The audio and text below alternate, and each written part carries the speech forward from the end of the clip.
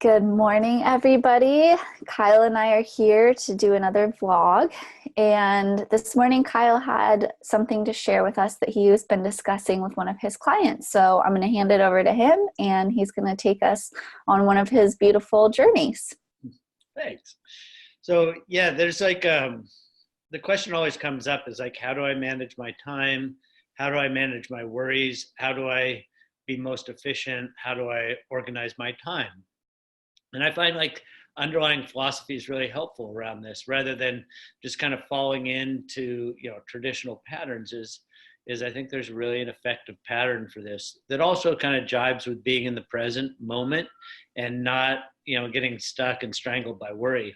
A lot of times people accumulate, like the worries or the concerns or things as they go along and just kind of have this sense of heaviness. Even like on your desk, you can have like a pile of things and it takes effort every time you see it. So I like to be complete every moment. Like, and so then people say, well, Kyle, how can you be complete every moment? And it's actually pretty simple practice that if you're willing to do it, it's like when a worry or a task or something comes up that you do deal with it in a discrete way. So the first thing would be like if a worry comes up in me, I was like, oh, I forgot to pay the bill, or a worry comes up, what about this thing, or what about, I need to clean up that thing with that person.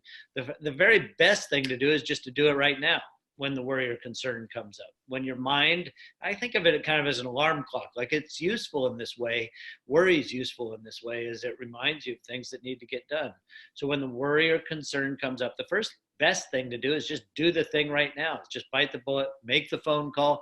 And there's a way that clearing that out just feels like a relief. And actually you find you get more energy when you address or do things like this.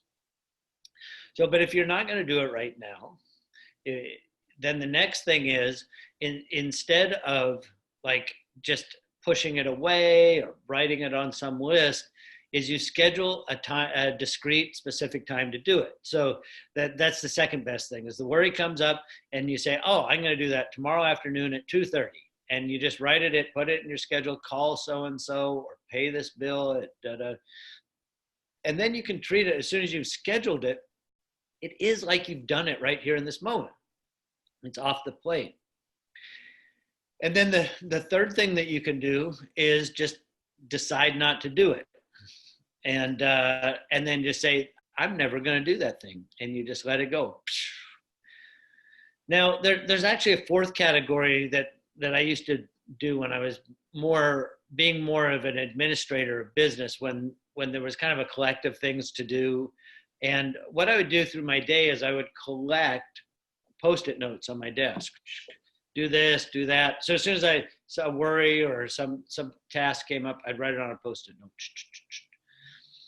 And then at the end of the day, I would accumulate those into to-do lists. So the idea was by the end of the day that my desk would all be cleared off. So that's how I knew I was done with my day, when I cleared it off. But I could clear it off by doing the thing, right?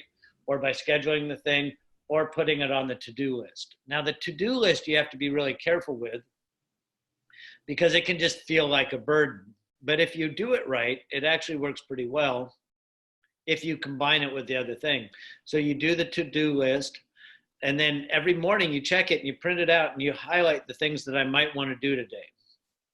And maybe pick only 5 or 6 things that you're going to clear off the list. The rest of them go to the back burner. And eventually things will fall off the list because you continue not to do, because they just apparently didn't need to be done or whatever. So that's kind of a way of dealing with that. But the very best thing is just either do it, schedule it, or decide not to do it.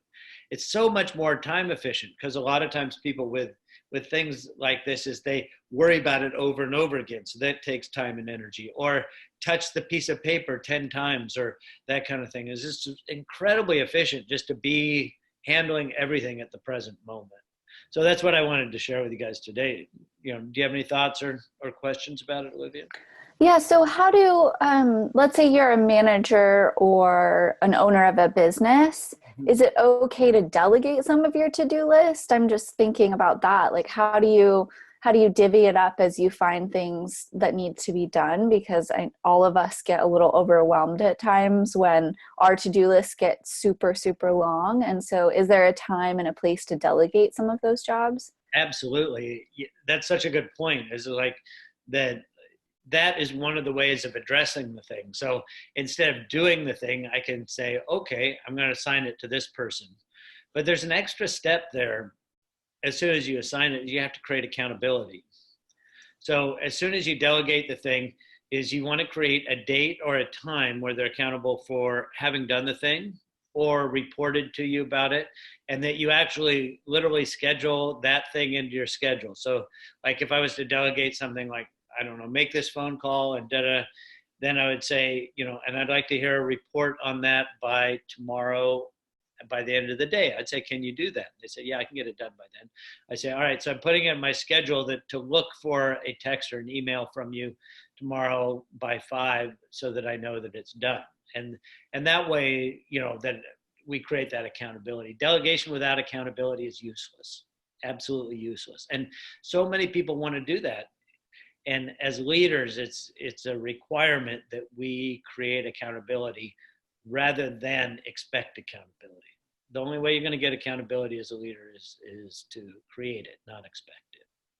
I love that. So you're still responsible as the leader to schedule it. So you're basically still scheduling it. You're just making sure that somebody else is the one who's responsible for it, and it's in both of your schedules, and they're going to report back to you. Yeah. So then I know it's done, and that, like, we don't tend to perform well unless we're being watched. I know that for me.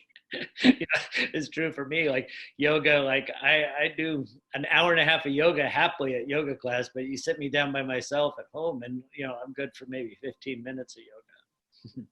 Yeah. Great. Well, thank you so much. I feel like that already is taking some of the weight off my shoulders, just thinking about like just doing it or letting it go.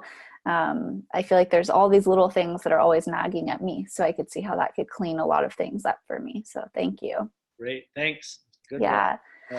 And if you have any topics that you would like for Kyle and I to do on these vlogs, please feel free to email me at olivia@inquirymethod.com. Thanks and have a great day. Thanks, Olivia.